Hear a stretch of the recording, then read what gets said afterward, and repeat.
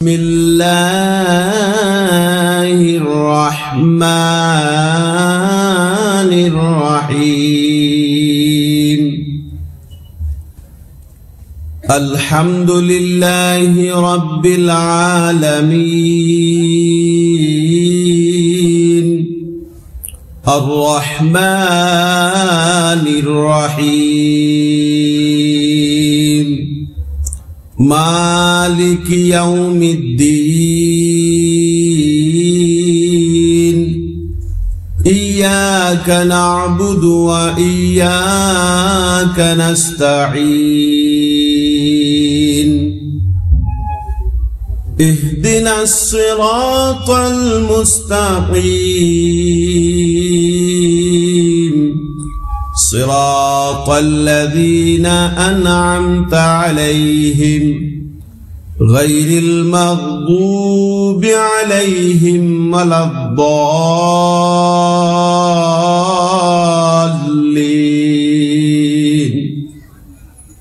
بسم الله الرحمن الرحيم.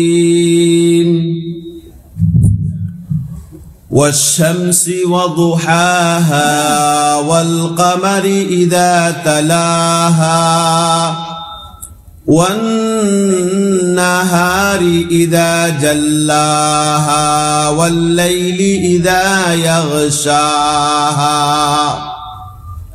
والسماء وما بناها والأرض وما طحاها ونفس وما سواها فألهمها فجورها وتقواها.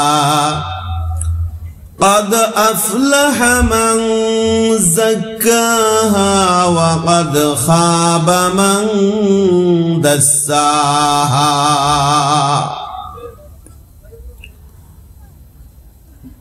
وقال الله تعالى: قل يا عبادي الذين أسرفوا على أنفسهم لا تقنطوا من رحمة الله إن الله يغفر الذنوب جميعا. وقال النبي صلى الله عليه وسلم: التائب من الذنب كمن لا ذنب له. وقال النبي صلى الله عليه وسلم: التائب حبيب الله، أو كما قال عليه الصلاة والسلام. اللهم صل على سيدنا محمد وبارك وسلم. اللهم صل على سيدنا محمد وبارك وسلم. لا إله إلا الله، لا إله إلا الله، لا إله إلا الله، لا إله إلا الله محمد رسول الله صلى الله عليه وسلم. الله الله الله الله الله الله الله الله الله الله الله الله الله الله. لا إله إلا الله محمد رسول الله صلى الله عليه وسلم. الله الله الله الله الله الله الله الله الله. لا إله ইল্লাল্লাহু মুহাম্মাদুর রাসূলুল্লাহ সাল্লাল্লাহু আলাইহি ওয়াসাল্লাম। আস্তাগফিরুল্লাহ ইন্নাল্লাহা গফুরুর রহিম ওয়া মা তাওফীকি ইল্লা বিল্লাহ। খিলপাড়া নানুয়া দিঘির পার মসজিদ কমিটি এবং এলাকাবাসীর উদ্যোগে আয়োজিত আজকের এই বাৎসরিক ওয়াজ মাহফিলের সম্মানিত সভাপতি সাহেব, উপস্থিত অতি শ্রদ্ধাভাজন কাবিলে এহতারাম হযরত উলামায়ে কেরাম, খুসুসান রাজধরনগর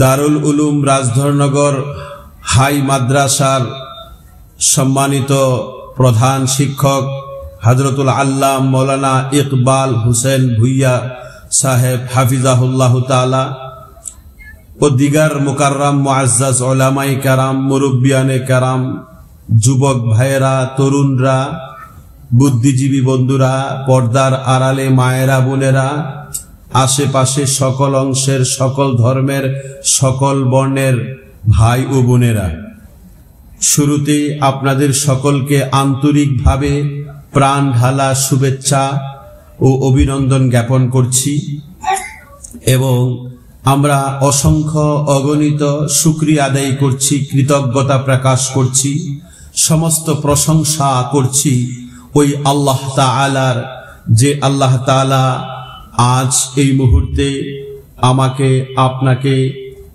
আশেপাশে বিভিন্ন এলাকার, বিভিন্ন জায়গার, পৃথিবীর বিভিন্ন অঙ্গনে ছড়িয়ে ছিটিয়ে থাকা অসংখ্য গুনার আড্ডা থেকে মুক্ত করে আজকের এই দ্বীনি মুবারক মজলিসে, নুরানি মজলিসে, গুনাহ মাফ হওয়ার মজলিসে, মাগফিরাত হওয়ার মজলিসে, আল্লাহর তরফ থেকে রহমত নাজিল হওয়ার মজলিসে, সুপ্ত আর ঘুমন্ত ঈমানকে জাগ্রত করার মজলিসে হাজির হওয়ার তৌফিক দান করেছেন। তার জন্য আমরা উচ্চ স্বরে মন ভরে আমরা আল্লাহ শুকরিয়া আদায় করি, বলি আলহামদুলিল্লাহ। আরো জুড়ে আল্লাহ শুকরিয়া আদায় করি, আলহামদুলিল্লাহ।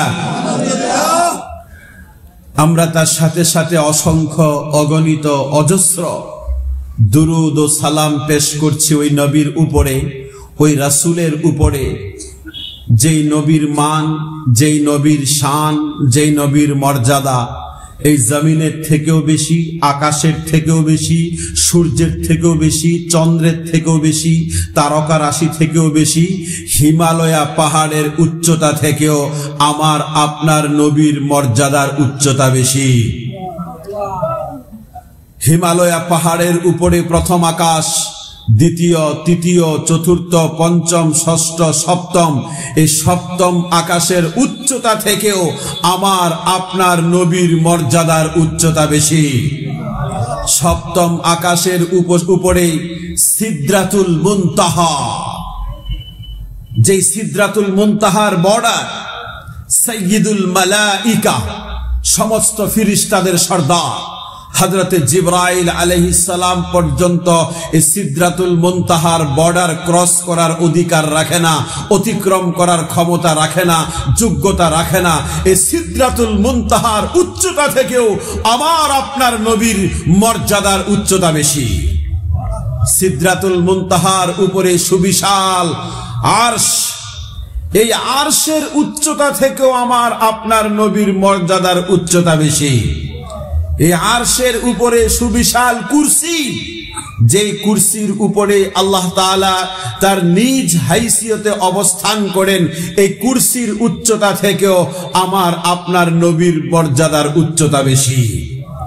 তাই মহব্বতের সাথে, আবেগের সাথে, ভালোবাসার সাথে এই বিশ্ব নবীর উপরে দুরূদ পড়ি, সবাই পড়ি সাল্লাল্লাহু আলাইহি ওয়াসাল্লাম।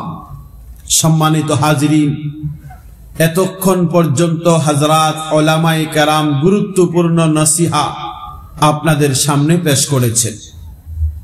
খুসুসান এতক্ষণ পর্যন্ত আমাদের সকলেরই প্রিয়, আমাদের শ্রদ্ধাভাজন জনাব ডক্টর মুস্তফা কামাল সাহেব একজন দার্শনিক, একজন ইন্টালেকচুয়াল ব্যক্তিত্ব। আপনাদের সামনে গুরুত্বপূর্ণ সুন্দর সুন্দর সুন্দর সমাজ গঠনের ক্ষেত্রে কিছু সুন্দর কথা এবং বয়ান উপস্থাপন করেছেন। আল্লাহ তাআলার কাছে আমরা দোয়া করি, আল্লাহ এই কথাগুলির উপরে আমল করে করে আমাদের জীবনকে সাজাইবার তৌফিক দান করো, বলেন আমিন। আল্লাহ তাআলার কাছে আরো দোয়া করি, আল্লাহ তুমি আমাদের মাঝে এমন কিছু কথা হাজির করে দাও যে কথা আমাদের উভয় জাহানের উপকারের কারণ হয়, বলেন আল্লাহুম্মা আমিন। সম্মানিত হাজিরিন, পৃথিবীর মধ্যে অনেক ভালোবাসা আছে, অনেক রিলেশনশিপ আছে, অনেক মহাব্বত আছে। মা বাবা তার সন্তানকে ভালোবাসে, সন্তান মা বাবাকে ভালোবাসে, স্বামী স্ত্রীকে ভালোবাসে, স্ত্রী স্বামীকে ভালোবাসে, ভাই বোনকে ভালোবাসে, বোন ভাইকে ভালোবাসে, এক আত্মীয় আরেক আত্মীয়কে ভালোবাসে, এক প্রতিবেশী আরেক প্রতিবেশীকে ভালোবাসে,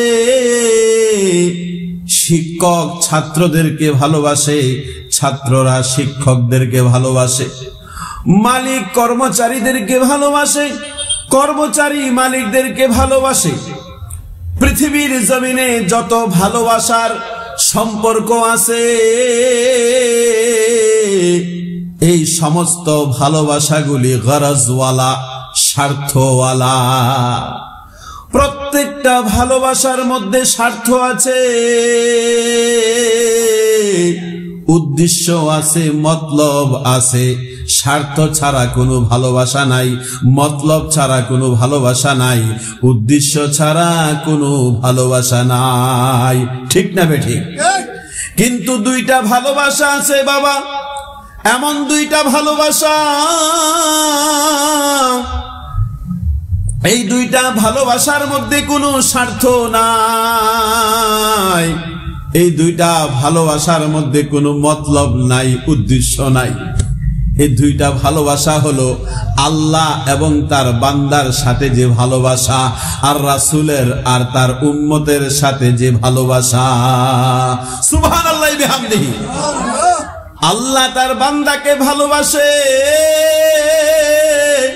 এই ভালোবাসার মধ্যে কোনো গরজ নাই, মতলব নাই, স্বার্থ নাই। স্বার্থবিহীন আল্লাহ তার বান্দাকে ভালোবাসে,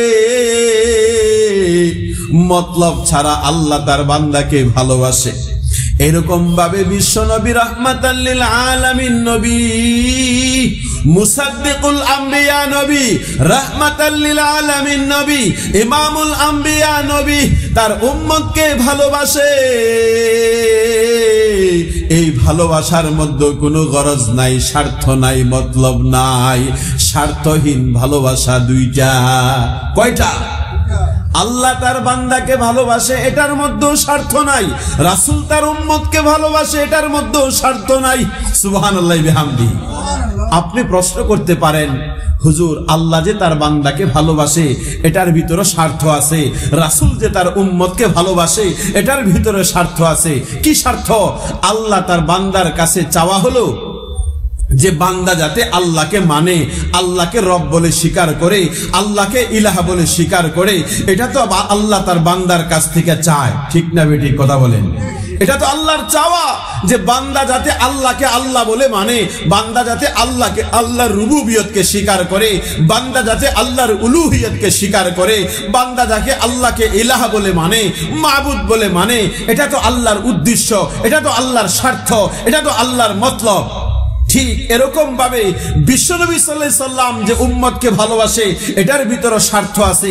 আপনার প্রশ্ন জাগতে পারে যে এটাও তো বিশ্বনবীর চাওয়া হলো, মুসাদ্দিকুল আম্বিয়ার নবীর চাওয়া হলো এই উম্মত যাতে নবীকে নবী বলে স্বীকার করে, নবীকে রাসূল বলে স্বীকার করে, উনার নবুয়ত ও রিসালাতকে স্বীকার করে, তারা যাতে নবুয়ত ও রিসালাতকে স্বীকার করে জাহান্নাম থেকে বেঁচে জান্নাতে যাইতে পারে।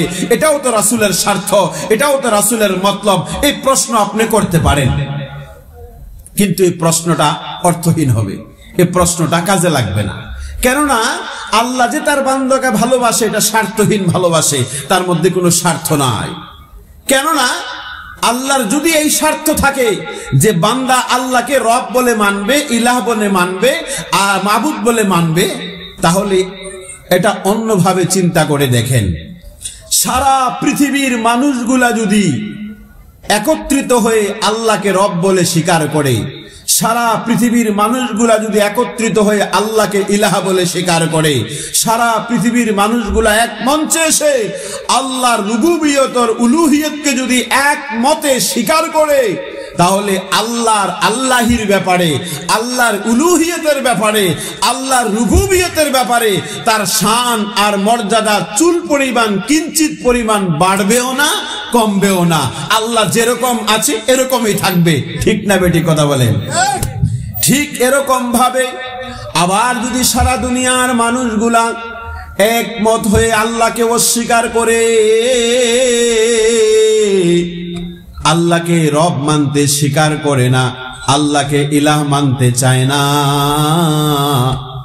তাহলেও আল্লাহর উলুহিয়তের ব্যাপারে, রুবুবিয়তের ব্যাপারে, আল্লাহর ক্ষমতার মর্যাদার ব্যাপারে কিঞ্চিত পরিমাণ কমবে না। আল্লাহ যেভাবে আছে এভাবেই থাকবে। আল্লাহকে আল্লাহ বলে স্বীকার করলে আল্লাহর মর্যাদা বাড়ে না, আল্লাহকে আল্লাহ বলে স্বীকার করলে আল্লাহর মর্যাদা কমে না। তাই বোঝা গেল আল্লাহর এখানে কোনো স্বার্থ নাই। বান্দারা যখন আল্লাহকে রব বলে স্বীকার করে, আল্লাহর কোনো লাভ নাই, লাভ বান্দার। ঠিক না বেটি? আবার যখন বান্দা আল্লাহকে অস্বীকার করে, আল্লাহর রুবুবিয়ত উলুহিয়তকে ইনকার করে, অস্বীকার করে, আল্লাহর কোনো ক্ষতি হয় না, ক্ষতির শিকার হয় বান্দা। ঠিক না বেটি কথা বলেন? এই কারণে আল্লাহ যে তার বান্দাকে ভালোবাসে, ভালোবাসার মধ্যে আল্লাহর কোনো গরজ নাই, আল্লাহর কোনো স্বার্থ নাই, আল্লাহর কোনো মতলব নাই। আবার এইভাবে বিশ্বনবী সাল্লাল্লাহু আলাইহি সাল্লাম যখন তার উম্মতকে ভালোবাসে, এই ভালোবাসার মধ্যে কোনো স্বার্থ নাই। কেননা সারা পৃথিবীর মানুষগুলা যদি আল্লাহর নবীর নবুয়তকে স্বীকার করে, আল্লাহর নবীর রিসালতকে স্বীকার করে, আল্লাহর নবীর শান মান মর্যাদা চুল পরিমাণ কিঞ্চিত পরিমাণ বাড়বে না। আবার সারা পৃথিবীর মানুষ যদি আল্লাহর নবীকে অস্বীকার করে, আল্লাহর নবীর নবুয়ত রিসালতকে অস্বীকার করে, কিঞ্চিত পরিমাণ আল্লাহর নবীর শান মান মর্যাদা কমবে না, যেরকম আছে এরকমই থাকবে। ঠিক না বেঠিক? তাহলে বোঝা গেল আল্লাহ আর আল্লাহ রাসূল তার বান্দাকে উম্মতকে যে ভালোবাসে, এই দুইটা ভালোবাসাই আছে, যে ভালোবাসার মধ্যে কোনো স্বার্থ নাই, মতলব নাই। আপনারা প্রশ্ন করতে পারেন, হুজুর দুনিয়ার মধ্যে মা বাবা তার সন্তানকে যে ভালোবাসে, এটার মধ্যে তো কোনো স্বার্থ নাই। মা বাবাও তো স্বার্থহীন ভাবে তার সন্তানকে মহব্বত করে, স্বার্থহীন ভাবে তার সন্তানকে ভালোবাসে না। আপনার এই ধারণাও ভুল প্রমাণিত হবে।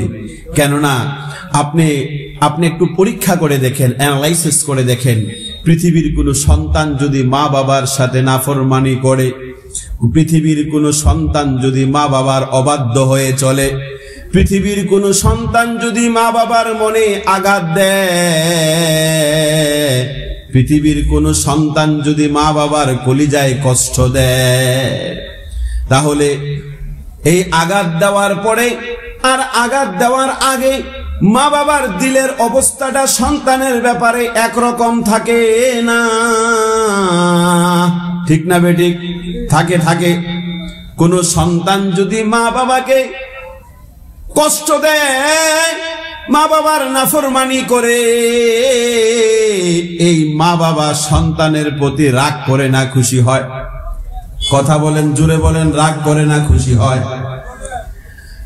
সন্তান যখন মা বাবার নাফরমানি করে,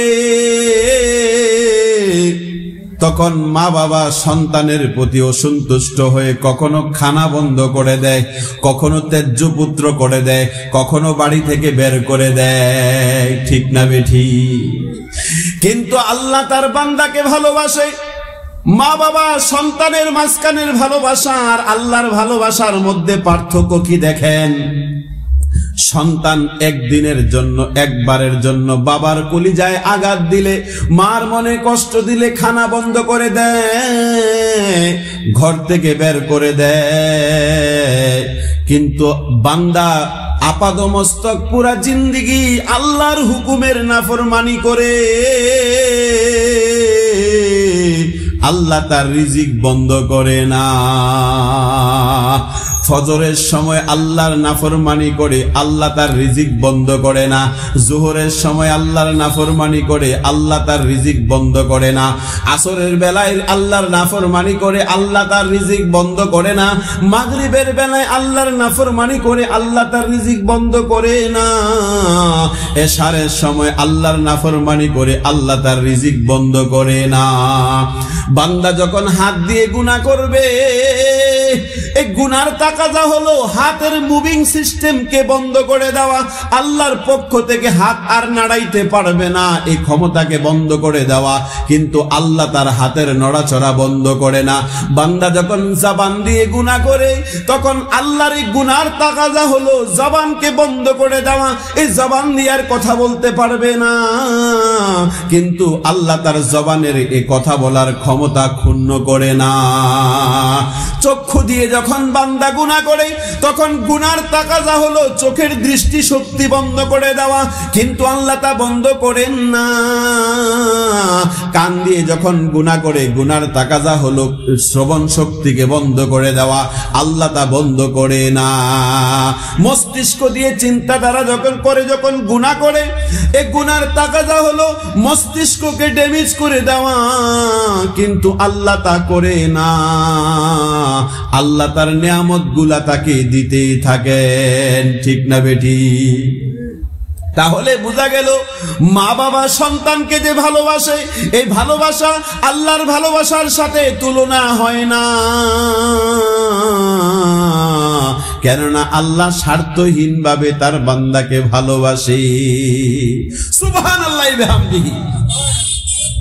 ও বাবাজিরা, তরুণরা, যুবকরা, যে আল্লাহ স্বার্থহীন ভাবে আমাদেরকে ভালোবাসে, 24 ঘন্টা আপাদমস্তক ওই আল্লাহর নাফরমানি করার পরেও আল্লাহ আমাদের সমস্ত কিছু আমাদেরকে ঠিকঠাক ভাবে পরিচালিত করেন, তার রুবুবিয়তের হক আদায় করেন, আমাদেরকে প্রতিপালন করেন।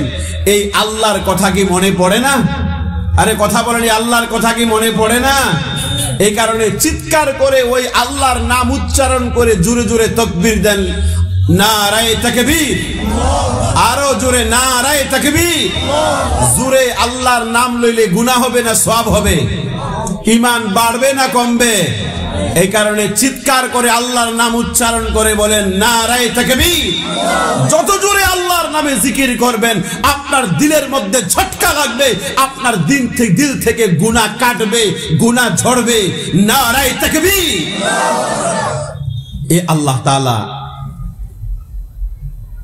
কোরআনুল কারীমের 30 নম্বর পারার একটা সূরা, সূরাতুশ শামস, এই সূরার মধ্যে আল্লাহ সবচেয়ে বেশি কসম খাইছে।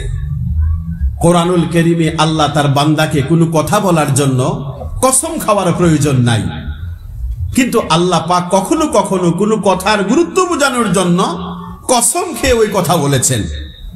কিন্তু আল্লাহ সূরাতুশ শামসের মধ্যে পুরা কোরআনে যত জায়গায় কসম খেয়েছেন, তার তুলনায় সব থেকে বেশি পরিমাণে কসম সূরাতুশ শামস এই সূরার মধ্যে খেয়েছেন। আর এতটি কসম খেয়ে আল্লাহ পাক 60টি বস্তুর কসম খাইছেন, 60টি বস্তুর কসম খাইছেন। তার সাথে 60টি বস্তুর গুণাবলী বর্ণনা করছেন। অনেক মুফাসসিরিন বলেন এই হিসাবে 14টি বস্তুর কসম খাইছেন। আর কসম খেয়ে আল্লাহ একটি কথা বলেছেন। আল্লাহ পাক বয়ান ফরমান, বিসমিল্লাহির রহমানির রহিম, ওয়াশ-শামসি ওয়া দুহাহা ওয়াল কামারি ইযা তালাহা ওয়ান-নাহারি ইযা জাল্লাহা ওয়াল-লাইলি ইযা ইয়াগশাহা ওয়াস-সামাই ওয়া মা বানাহা ওয়াল-আরদি ওয়া মা তাহাহা ونفس وما سواها فألهمها فجورها وتقواها قد أفلح من زكاها وقد خاب من دساها আল্লাহ পাক বলেন, আমি সূর্যের কসম করে বলছি, আমি চন্দ্রের কসম করে বলছি, আমি দিনের কসম করে বলছি, আমি রাত্রের কসম করে বলছি, আমি আকাশের কসম করে বলছি, আমি জমিনের কসম করে বলছি, আমি মানুষের নফসের কসম করে বলছি, মানুষের অন্তরের কসম করে বলছি, আমি আল্লাহ মানুষের অন্তরের ভিতরে সৎ কাজ করারও যোগ্যতা দান করেছি, অসৎ কাজ করারও যোগ্যতা দান করেছি, নেকি করারও যোগ্যতা দান করেছি, গুনাহ করারও যোগ্যতা দান করেছি। বান্দা চাইলে গুনাহ করে করে নিজের অন্তরকে কলুষিত করতে পারে, নিজের নফসকে দাগদার বানাইতে পারে, নিজের অন্তরকে নাপাক বানাইতে পারে, নিজেকে জাহান্নামের দিকে নিয়ে যাইতে পারে, বরবাদির দিকে নিয়ে যাইতে পারে। আবার মানুষ চাইলে নেকি করে করে ইবাদত করে করে আল্লাহওয়ালা হইতে পারে, হাবিবুল্লাহ হইতে পারে, আল্লাহর বন্ধু হইতে পারে, আল্লাহর প্রিয় বান্দা হইতে পারে। এটা ওন অপশনাল চয়েস, নিজের নিজের ঐচ্ছিক পছন্দ। চাইলে গুনাহ করতে পারবে, চাইলে নেকিয়া করতে পারবে, চাইলে সৎ কাজ করতে পারবে, চাইলে অসৎ কাজ করতে পারবে, চাইলে সত্য কথা বলতে পারবে, আবার চাইলে মিথ্যা কথা বলতে পারবে, চাইলে নামাজ পড়তে পারবে, আবার চাইলে নামাজ ছাড়তে পারবে, চাইলে রোজা রাখতে পারবে, চাইলে রোজা ছাড়তে পারবে, চাইলে আমানতের হেফাজত করতে পারবে, চাইলে আমানতের মধ্যে খেয়ানত করতে পারবে, চাইলে অন্য মানুষের মনে সান্ত্বনা দিতে পারবে, আবার চাইলে অন্য মানুষের মনে কষ্ট দিতে পারবে, চাইলে অন্য মানুষের হক আদায় করতে পারবে, চাইলে অন্য মানুষকে ঠকাইতে পারবে, চাইলে সন্ত্রাস মুক্ত সমাজ গড়তে পারবে, চাইলে সন্ত্রাসী মাস্তানি করে জীবন কাটাইতে পারবে, চাইলে নেশা থেকে নিজেকে বাঁচাইতে পারবে, আর চাইলে নেশাওয়ালা জীবন কাটিয়ে নিজেকে বরবাদ করতে পারবে। ঠিক না বেঠিক কথা বলেন? মানুষ চাইলে সমাজের মধ্যে সম্প্রীতি ভালোবাসা তৈরি করতে পারবে, আবার মানুষ চাইলে সমাজের মধ্যে সাম্প্রদায়িকতা তৈরি করতে পারবে, বিদ্বেষ তৈরি করতে পারবে। এটা মানুষের ওন অপশনাল চয়েস, নিজের ঐচ্ছিক পছন্দ। আল্লাহ দুটোটা কাজ করারই যোগ্যতা দান করেছে।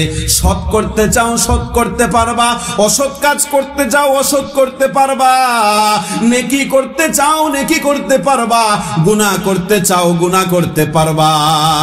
কিন্তু আল্লাহ পাক দুটোটা কাজের ফলাফল ঘোষণা করে দিলেন। নেকি করবা কি ফলাফলের মালিক হইবা, আর গুনাহ করে জিন্দেগিকে বরবাদ করবা কি ফলাফলের মালিক হইবা।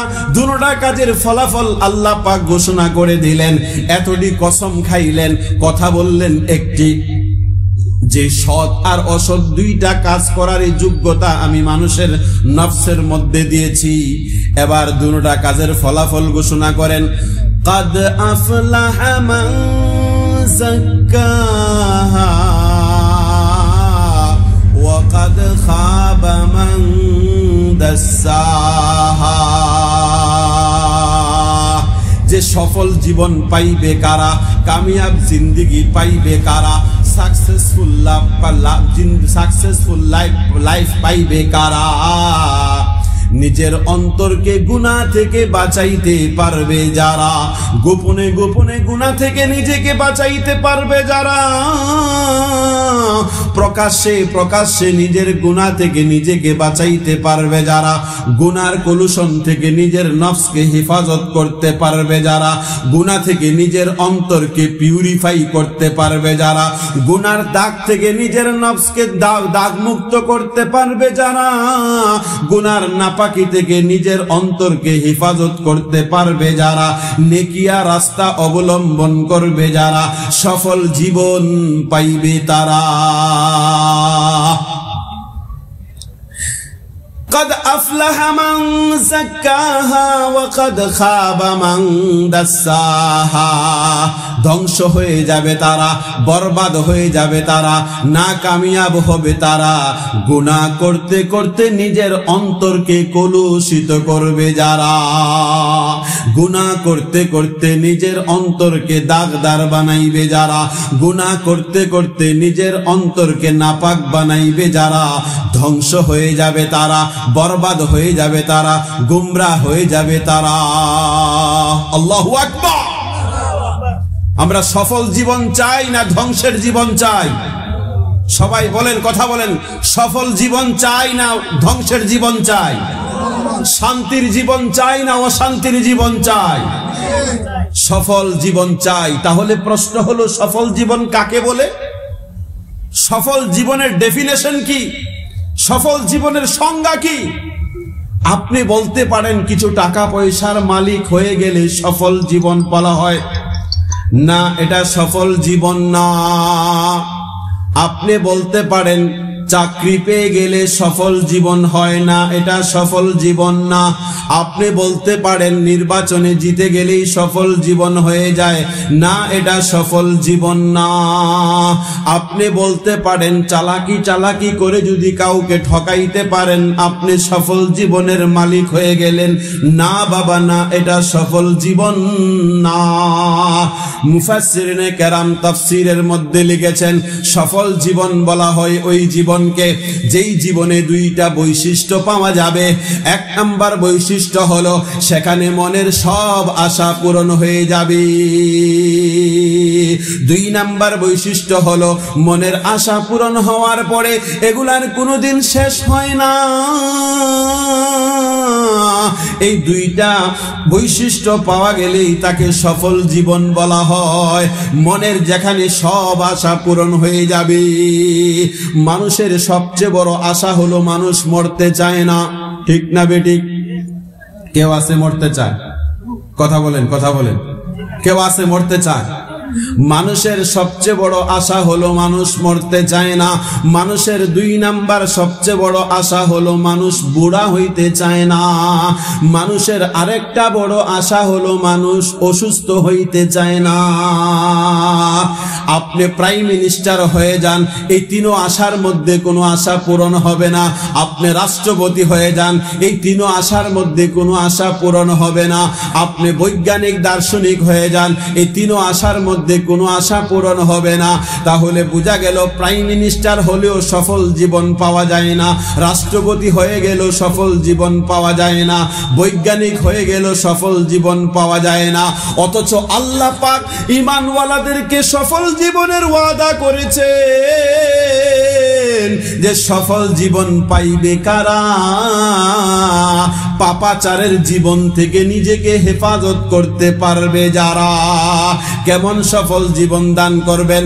উলাইকা হুমুল ওয়ারিসুন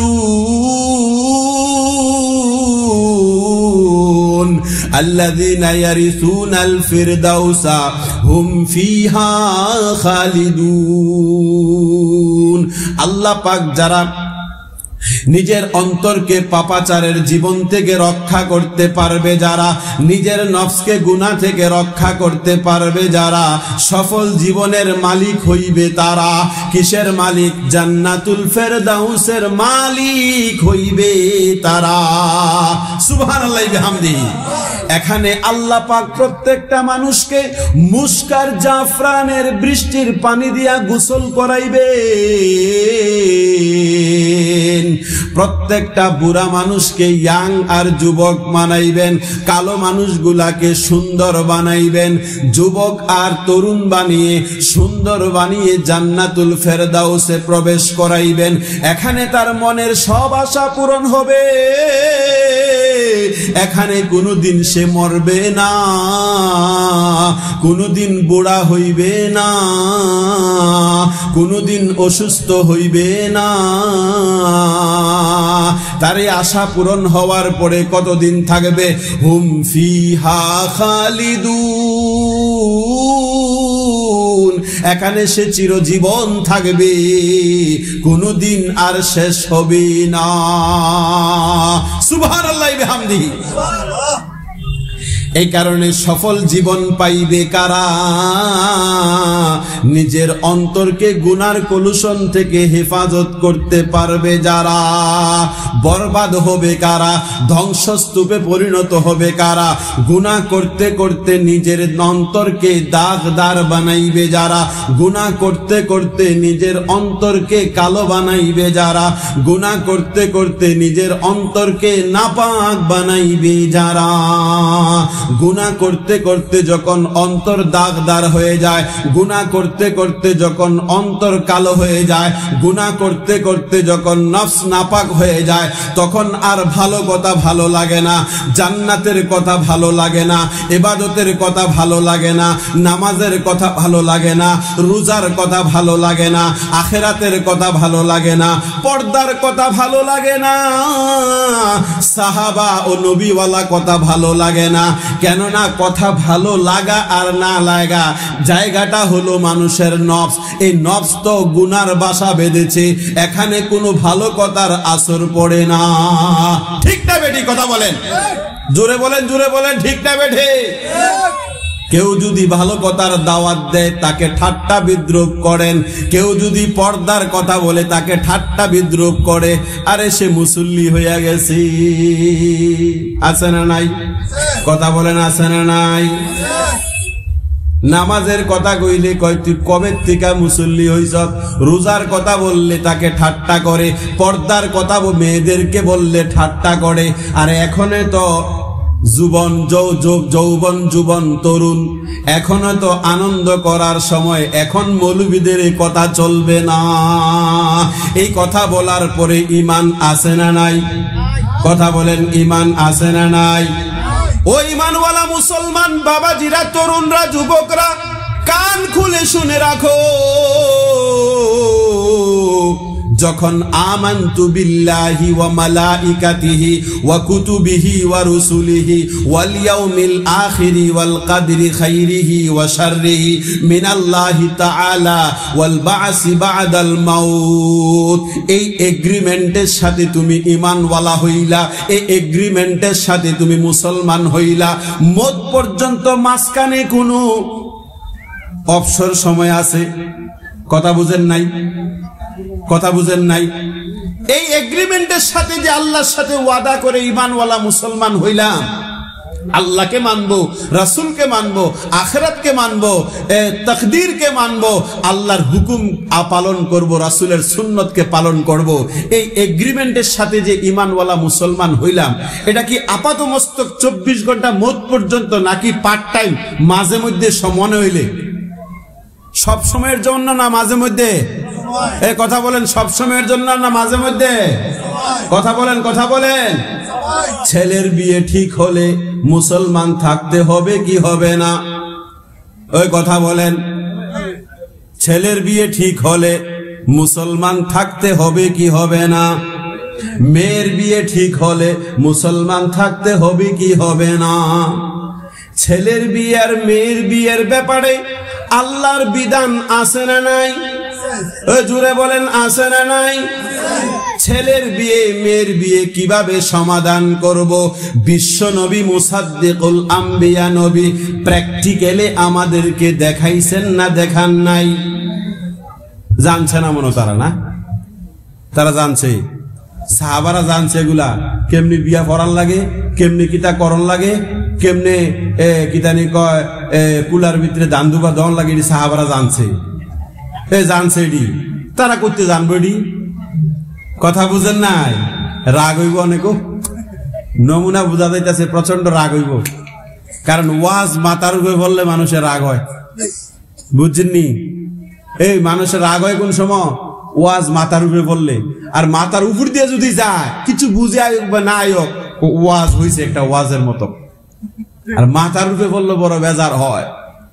ওয়াজ যদি মাথার উপরে না পড়ে, এই ওয়াজ কোনো কামও লাগবো? এই কথা বলেন, ওয়াজ কোনো কামও লাগবো? কিচ্ছু কামও লাগতো না। এটা তো ক্যাসেট লাগাই দিলে পারতেন, ওই গাছের উপরে বাইক বাইন্দা উপরে দেওয়া যাইতো ওয়াজ, বুঝেন নাই? আহারি, এক জায়গায় এক মসজিদ কমিটির প্রেসিডেন্ট ইমাম সাহেবরে কইতাছে, হুজুর আমার ছেলেটার লেগে দোয়া করেন। তো কি ব্যাপার? আমার ছেলেটা এমটেক পাস করছে, ইঞ্জিনিয়ারিং এ মাস্টার ডিগ্রি কমপ্লিট করছে, একটা বড় কোম্পানির চাকরি পাইছে। তো আমার ছেলেটার লেগে জুমার নামাজের পরে দোয়া করেন যে আমার ছেলেটা যাতে খুব ভালোভাবে থাকে, আমার ছেলের জন্য দোয়া করেন, আমার ছেলেটার যাতে আল্লাহ রহমত বরকত করে। আর আমার মার জন্য, বাবার জন্য, দাদার জন্য, দাদির জন্য, নানার জন্য, নানির জন্য, সারা জিন্দিগির সবাইয়ের জন্য আপনি দোয়া করেন। মুট করে হাদিয়া দিছে। ইমাম সাহেব মনে মনে ভাবতেছে, এত মানুষের লিগে দোয়া চাইছে, হাদিয়াটা মনে হয় 2000 টাকা নোট হইব। বাড়ির দিয়া খুললা দেহে এটা 10 টাকা নেন। এতক্ষণে আপনার ইমান লারা দিছে, এতক্ষণ বহুত কথা কইয়া কথা কইতে পারছি না। তো ইমাম সাহেব কইতাছে আলহামদুলিল্লাহ। তো জুমার নামাজের পরে আবার দোয়া করতে হইব, প্রেসিডেন্ট সাহেব দরখাস্ত করছে। তো ইমাম সাহেব দোয়া করতেছে, আল্লাহ প্রেসিডেন্ট সাহেবের ছেলেটা এমটেক পাস করছে, বড় কোম্পানির চাকরি পাইছে, আল্লাহ প্রেসিডেন্ট সাহেবের ছেলেটারে কবুল কইরো, আল্লাহ তার হায়াতে বরকত দিও, তার আমলে বরকত দিও, তার চাকরিটারে কবুল করো। তবে আল্লাহ প্রেসিডেন্ট সাহেবের ছেলের চাকরিটা যে পাইছে, এই ছেলের চাকরির বেতনটা যাতে আমার বেতনের সমান হয়। অনেকে বুঝছে না, আস্তে আস্তে বুঝতে আছে। আহারি, কিতা বুঝলেন? দোয়া এই ইমাম সাহেবের প্রেসিডেন্ট সাহেব ছাড়বো না, ধরবো? কি এর দোয়া টোয়া বাদ দিছে, দোয়া ধরে লেছে তো ইমাম সাহেবরে। এই ইমাম সাহেব কি দোয়া করতেছেন? কারে কি হলো প্রেসিডেন্ট সাহেব? আমি তো আপনার মঙ্গলের জন্য, আপনার ছেলের মঙ্গলের জন্য দোয়া করতেছি। আরে কি এর মঙ্গল আর টঙ্গল? আপনি যে কইলেন যে আমার ছেলের বেতনটা আপনার বেতনের সমান হইতো, আপনার বেতনের সমান হইলে কি আমার ছেলে চলতে পারবে? ইমাম সাহেব বলতেছে, আচ্ছা আপনার ছেলে চলতে পারবে না, আমি চলি কি করে? কথা বুঝেন নাই? আপনারা কইবেন, হুজুর আপনারা তো আল্লাহ চালায়। কইবেন না? কইবেন না? আচ্ছা আচ্ছা, আমাকে একটা কথা বলেন তো, ইমাম সাহেবরে যে আল্লাহ খাওয়ায়, আপনাদেরকে এই আল্লাহ খাওয়ায় না আরেকজন আছে? একই আল্লাহ না আরেকজন আছে? তো ইমাম সাহেবের ব্যাপারে আপনার ইমান এত মজবুত যে উনার বেতন 3000 টাকা হইলে আল্লাহ খাওয়ায়, আপনার নিজের ব্যাপারে ইমানটা মজবুত হয় না কেন? রাগ হইবেন, এই তো ওয়াজ মাথা পড়তে আছে। জোরে কোন মারহাবা। আল্লাহ কবুল করুক, বলেন আমিন। আয় হায় হায় হায়, আল্লাহ হেফাজত করুক, বলেন আমিন। এই কারণে বললাম যে আসলে ওয়াজ অনেক সময় মাথার উপরে বললে এ রাগ হয়। দেখছেন প্রেসিডেন্ট সাহেব কেমনে রাগ হইছে? কারণ আচ্ছা, ইমাম সাহেব কোনো খারাপ দোয়া করছে? কত একটা খারাপ দোয়া তো করে নাই, শুধু এর দূরে কইছে আল্লাহ বেতনটা যাতে আমার বেতনের সমান হয়। তখন প্রেসিডেন্ট কেন কয় না আমার ছেলেরে আল্লাহ খাওয়াইবো? এই কথা বলেন, ইমাম সাহেবের ব্যাপারে যদি আপনার এই কথা বক্তব্য থাকে যে আপনাকে আল্লাহ খাওয়ায়, আপনার ব্যাপারে যদি এই বক্তব্য না থাকে, তাহলে আপনার ইমান থাকবে না যাবে? কথা বলেন, ইমান থাকবে? ইমাম সাহেবের ব্যাপারে যে ইয়াকিন আপনার আছে, আপনার নিজের ব্যাপারেও ইয়াকিন থাকতে হবে যে আমাদের রিজিকের মালিক কে? কথা বলেন, কে? এই কারণে বাবাজিরা আমার, পর্দার আড়ালে মায়েরা বোনেরা আমার, সফল জীবন পাইবে কারা? গুনার কলুষণ থেকে নিজের অন্তরকে হেফাজত করতে পারবে যারা। বরবাদির পথে যাইবে কারা? গুনাহ করতে করতে নিজের অন্তরকে কলুষিত করেছে যারা। এই কারণে যত আল্লাহর নাফরমানি কাজ আছে, এগুলি থেকে নিজেকে বাঁচাইতে পারলে কামিয়াবির পথে, সফলতার পথে। আল্লাহর যত নেকি আছে, আল্লাহর যত হুকুম আছে, সমস্ত হুকুমগুলি পালন করতে পারলে আপনি সফলতার পথে, সফল জীবনের মালিক।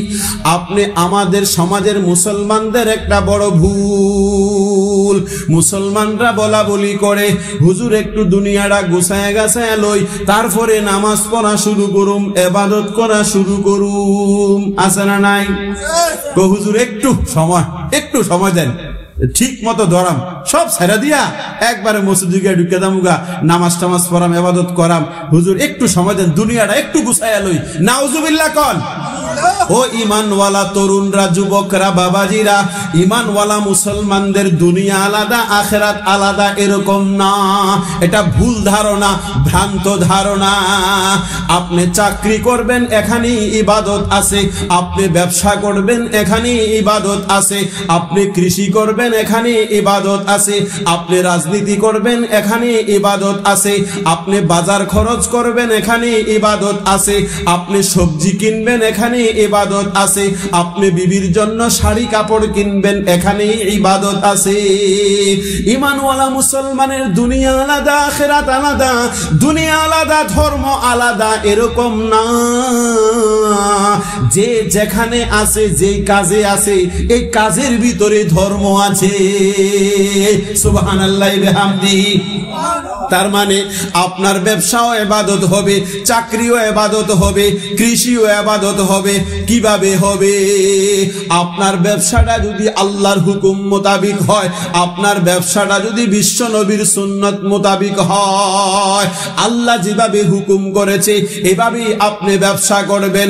বিশ্ব নবী যেভাবে ব্যবসা করার প্র্যাকটিক্যাল নমুনা দেখাইছেন, এভাবে আপনি ব্যবসা করবেন, তাহলে আপনার ব্যবসাটাও ধর্ম হয়ে যাবে। আপনি যখন চাকরি করবেন, আপনার চাকরিও আল্লাহর হুকুমে হবে, রাসূলের সুন্নায় তরিকা হবে। আপনার যখন কৃষি করবেন, আপনার কৃষিটাও আল্লাহর হুকুমে করবেন, রাসূলের সুন্নাহ তরিকায় করবেন, তাহলে আপনার কৃষিও ইবাদত হয়ে যাবে। আপনি যখন কৃষি করবেন, চাকরি করবেন, ব্যবসা করবেন, রাজনীতি করবেন, আপনার মনের নিয়ত এরকম হবে যে আমি এগুলা কেন করছি?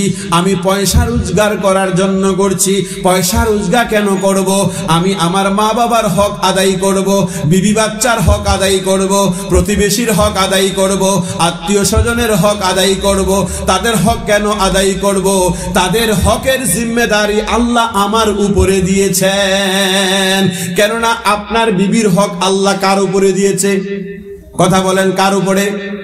আপনার বিবির হক আল্লাহ আপনার উপরে দিয়েছে। আপনার ছেলে সন্তানের হক আপনার উপরে দিয়েছে। আপনার মা বাবার হক আপনার উপরে দিয়েছে। আপনার প্রতিবেশীর হক আদায় করার জিম্মেদারি আপনার উপরে দিয়েছে। আপনার আত্মীয় স্বজনের হক আদায় করা জিম্মেদারি আপনার উপরে দিয়েছে। তাই ব্যবসা করি কেন, চাকরি করি কেন, কৃষি করি কেন? টাকা রোজগার করব। টাকা রোজগার করি কেন? তাদের হক আদায় করব। তাদের হক আদায় করব কেন? কারণ আল্লাহ এই হকের জিম্মেদারি আমার উপরে সুপুর্দ করেছে। আল্লাহু আকবার। এই কথার দ্বারা বোঝা গেল ব্যবসাটাও আল্লাহর হুকুম পালনের জন্য, চাকরিটাও আল্লাহর হুকুম পালনের জন্য, কৃষিটাও আল্লাহর হুকুম পালনের জন্য। তখন আপনার ব্যবসা ইবাদত হয়ে যাবে, আপনার চাকরি ইবাদত হয়ে যাবে, আপনার কৃষি ইবাদত হয়ে যাবে, আপনার রাজনীতি ইবাদত হয়ে যাবে। আপনি চা স্টলে চা বিক্রি করবে, চা বিক্রি আপনার আমলনামায় ইবাদতের তালিকায় লেখা হবে। সুবহানাল্লাহ বিহামদিহি। কিন্তু আপনি এই ব্যবসাটা যদি ইবাদতের নিয়তে না করেন, আল্লাহর হুকুম পালন করে যদি না করেন, তাহলে ব্যবসার মধ্যে আপনি ভেজাল করবেন, আপনি হারাম জিনিসের ব্যবসা করবেন, আপনি মালে ওজনে কম দিবেন, মালে ভেজাল দিবেন, টুকরির উপরে ভালো বেগুন দিবেন, ভিতরে পচা বেগুন দিয়ে দিবেন। ঠিক না বেঠিক? কথা বলেন, কথা বলেন। এই রকম ধোঁকা দেওয়া হারাম, প্রতারণা করা হারাম, কবিরা গুনাহ। আপনি যখন কৃষিটা ইবাদতের উদ্দেশ্য করবেন, এই কৃষিটা আপনার ধর্ম হয়ে যাবে।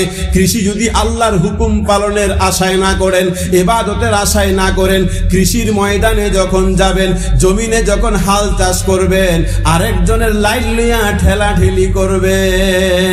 ঠিক না বেঠিক কথা বলেন? এই কারণে কাজগুলা যদি আল্লাহর হুকুম মোতাবিক হয়, এগুলিও ইবাদত হয়ে যাবে। সুবহানাল্লাহি ওয়া বিহামদিহি। এই কথাগুলি বুঝার পরে এই কথার বলার সুযোগ আছে? হুজুর একটু সুযোগ দেন, দুনিয়াটা একটু গুছাইয়া লই, তারপরে ধর্ম করব, এই সুযোগ আর আছে? এই কথা বলেন আছে?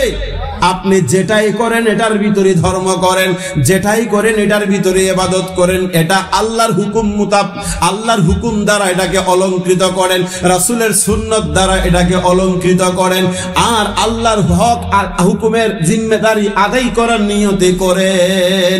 সুবহানাল্লাহি ওয়া বিহামদিহি। এই কারণে সফল জীবন পাইবে কারা? গুনাহ থেকে নিজেকে বাঁচাইতে পারে যারা। বরবাদির পথে যারা, গুনাহ করতে করতে অন্তরকে কলুষিত করে যারা। আপনি বলতে পারেন হুজুর জীবনে অনেক গুনাহ করে ফেলেছি, জীবনে অনেক কাজ, এগুলি তো ধর্মের কথা, ইবাদতের কথা আমরা জানি না, এগুলি তো অনেক আল্লাহর নাফরমানির মাধ্যমে করেছি, অনেক গুনাহ করে ফেলেছি, জিন্দেগি অর্ধেক হয়ে গেছে, শেষ হয়ে গেছে, এখন আমার কি উপায়? আমি প্রথমেই বলেছিলাম আল্লাহ তার বান্দাকে ভালোবাসে স্বার্থহীন ভালোবাসা, আল্লাহ তার বান্দাকে ভালোবাসে মতলবহীন ভালোবাসা। ঠিক না বেঠিক? এই কারণে আল্লাহ তার বান্দাকে এত ভালোবাসে, বান্দা গুনাহ করতে করতে যদি আকাশচুম্বী গুনার পরিমাণ হয়ে যায়, আটলান্টিক মহাসমুদ্রের তলদেশ পর্যন্ত পৌঁছে যায়, বান্দা যদি তার গুনার উপরে অনুতপ্ত হয়, বান্দা যদি তার গুনার উপরে লজ্জিত হয়, বান্দা যদি তার গুনার উপরে শর্মিন্দা হয়, আল্লাহর কাছে খালিস তওবা করে, আল্লাহ তার বান্দাকে, তার গুনাহগুলিকে নেকি দ্বারা পরিবর্তন করে দেয়। সুবহানাল্লাহি ওয়া বিহামদিহি। এই কারণে হে তরুণরা, যুবকরা, আসো আজকের এই মাহফিল থেকে তওবা করার নিয়ত করো। কেননা যেই সমাজের তরুণরা, যেই সমাজের যুবকরা দাঁড়িয়ে যায়, যেই সমাজের তরুণরা যুবকরা সিরাতে সাহাবাওয়ালা হয়ে যায়, এই সমাজ মাথা উঁচু করে দাঁড়াতে পারে, এই সমাজ উন্নয়নের চরম শিখরে পৌঁছতে পারে। যেই সমাজের তরুণরা যুবকরা ঘুমিয়ে পড়ে, যেই সমাজের তরুণ আর যুবকদের ঈমান সুপ্ত ঘুমন্ত হয়ে যায়, যেই সমাজের তরুণরা যুবকরা ড্রাগ এডিক্ট হয়ে যায়, যেই সমাজের তরুণরা যুবকরা নেশায় আসক্ত হয়ে যায়, এই সমাজকে বরবাদি থেকে কেউ বাঁচাইতে পারে না, কেউ বাঁচাইতে পারে না, কেউ বাঁচাইতে পারে না। ঠিক না বেটি কথা বলেন? তরুণরা যুবকরাই চাইলে সমাজের মধ্যে সব থেকে বেশি ভালো কাজ করতে পারে, সৎ কাজ করতে পারে। যুবকরা চাইলে সব থেকে বেশি গুনাহ করতে পারে, অন্যায় করতে পারে, ক্রাইম করতে পারে। একটা মানুষের জীবনের গোল্ডেন সিজন, স্বর্ণালী যুগ হলো যৌবনতা, তারুণ্য, যৌবন কাল হলো তার জীবনের স্বর্ণালী যুগ। তুমি এখন মনে করতেছো তুমি মস্তানি করবা, তুমি মনে করতেছো ড্রাগ এডিক্ট হয়ে তুমি নেশায় আসক্ত হয়ে আনন্দ উল্লাস করবা। ও আমার কলিজার টুকরা তরুণরা, যুবকরা, না না না, তোমার এখন এই সময় না। তোমার এখন আল্লাহর হুকুমকে মশাল হিসাবে হাতে নিয়ে চলার সময়, তোমার সিরাতে সাহাবাকে আইডিয়াল মেনে সমাজে ইনকিলাব তৈরি করার সময়, সৎ কাজ করার, ইবাদত করার আসল সময় এখন। হে তরুণ, আসো, তোমার ঘুমন্ত ঈমানকে জাগ্রত করো, তোমার সুপ্ত ঈমানকে শানিত করো, সাহাবায়ে কেরামের সিরতকে সামনে এনে সমাজে ইনকিলাবী ভূমিকা পালন করো। হে তরুণরা, যুবকরা, হযরতে আবু বকর সিদ্দিক রাদিয়াল্লাহু তাআলা আনহু ফেরত আসবে না, তার দায়িত্ব তোমাকেই নিতে হবে।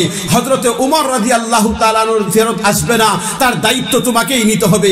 হযরতে ওসমান রাদিয়াল্লাহু তাআলা আনহু ফেরত আসবে না, তার দায়িত্ব তোমাকেই নিতে হবে। হযরতে আলী রাদিয়াল্লাহু তাআলা আনহু ফেরত আসবে না, তার দায়ভার তোমাকেই নিতে হবে।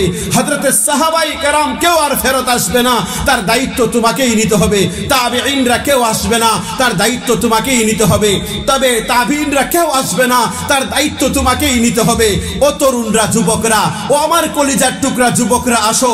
হযরতে আইয়ুব আনসারী আর ফেরত আসবে না, তার দায়িত্ব তোমাকেই নিতে হবে।